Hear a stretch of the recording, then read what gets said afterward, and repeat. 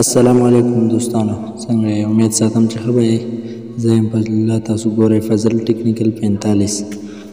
نن تاسو ته ما یو داسې ویډیو راوړې ده چې ستاسو موبایل کې مطلب سیم پروت خو تاسو وایئ چې یاره ډیټا پې استعمالوو او صرف نیټ ټې کار کوي، لکه مطلب ټلیفون ورته څوک نشي کولی. نو په دې کې چې کوم دا جاز دا نشان چې کوم دی دا نو بالکل دا په تاسو لګولی او تاسو په ډیټا یوز کولی شئ. البته ټلیفون به ورته نه راځي. نو بالکل همداسې کولی شئ. راځئ چې دا ویډیو شروع کړو. ټول لمبې به تاسو ګوره دا ډیټا آن کړئ، بیا به پې دا جاز دا نشان ولګوئ. ټیک شو جي. اور اوس کتی شئ تاسو دلته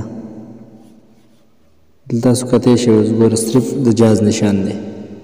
ټیک ده. اوس ته ګوره دې لپاره یو کوډ دی، هغه کوډ به ورکول غواړي.